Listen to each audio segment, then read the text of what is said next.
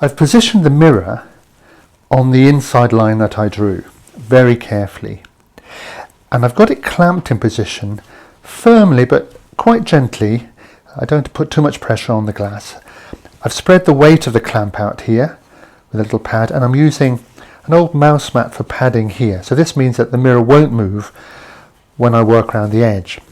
And what I'm going to do is take a knife, or if you don't have a knife then just a sharp point will do, like this, some sort of bradawl, and I'm going to go round the outside and score a line using the edge of the mirror as a little fence. This is how I'm holding the knife. I've got my finger up against it like that, and I'm going to push that towards the edge of the mirror, keeping that firmly in there, and I've got this a bit like a pencil here, like this. So starting there, I'm going to make a light score to begin with, perhaps just work a little section at a time. Then I'll make a second one very carefully, and a third one. So that's now cut through the fibres, and that gives us a really nice edge to work up to. So take it easy, try and keep the knife vertical, and then you have to work all the way around, working this way when we come to the clamp. The depth to which we're going to in this mirror is really very slight. It's only about 2 or 3 millimeters, and it allows for the actual bevel to be above the wood. So what I'm going to do is essentially a little bit of sort of clearing the background in low relief. I'm going to go just inside the scored line with a V-tool. So I'm lining in, and I'm going to set this depth here to roughly what I think the depth is going to be. So I'm leaving just a little bit of wood on the outside as I go around, and on this side too. So I'm lining in, and I would do that all the way around. Then I'll lower the background using a slightly deeper gouge, working across the grain. And when you come to this edge here, either you can turn the wood round and work from the inside like this, which is safer, or when you come to the edge, just rock the tool like this and bring the wood shaving up to that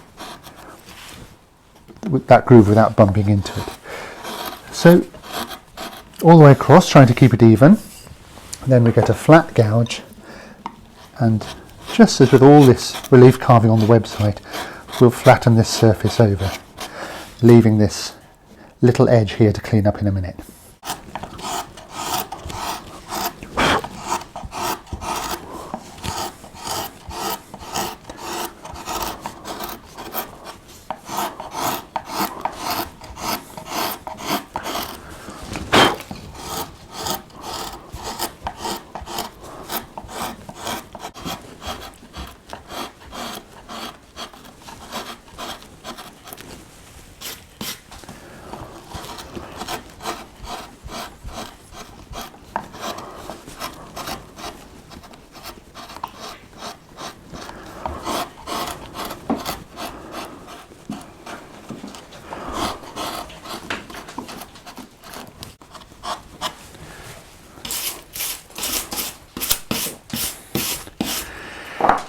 Of course, the easiest way to do this would be with a router, but this is a good exercise. Check that it's fairly flat. It doesn't have to be exactly flat. At the end of the day, we're just going to glue in there, so just use a ruler just to get a sense of where it is. And then we can finish off to the line. So this involves now setting in very carefully like so, and running the background up to it. So this is a very flat gouge, just running in that scored line. Make sure it's cut right down to the background, and taking that out here. Don't worry again about being exact, and if your V-tool has gone below the line, it doesn't matter because all this is going to be covered. But we'll try and get as even as possible.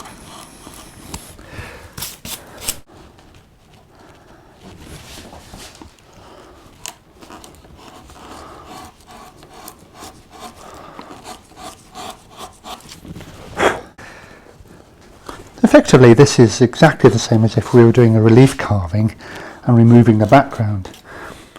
We lined it in, lowered the background and levelled it, and now we're effectively setting in the edge of the carving, which is really this bit. So this is essentially what carvers do all the time, relief carving.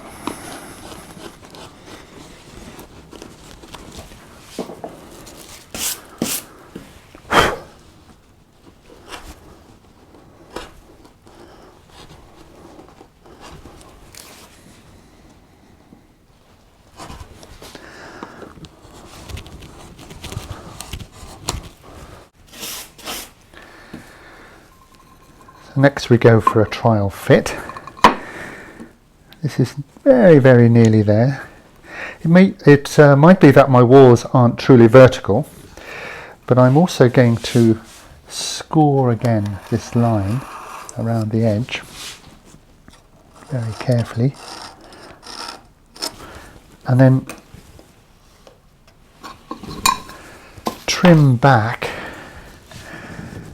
where I've drawn up to. So a little bit of trial and error, and we'll be able to get a nice fit.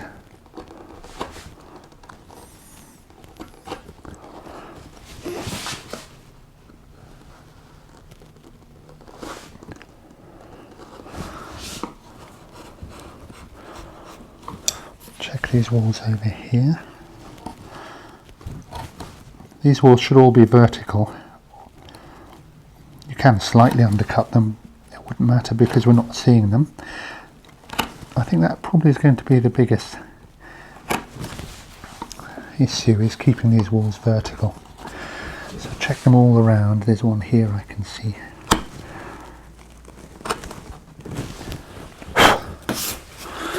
So we do that, and then we have another little test. Oh, that's so close. I think it's just down here. So backwards and forwards until I get that right.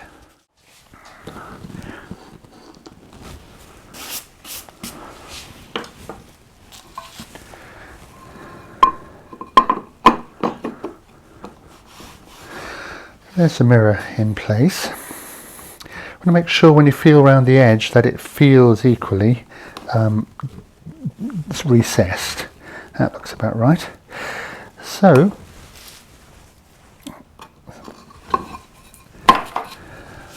we're ready to start doing this carving here and here, but before we do, I think we should do a little practice.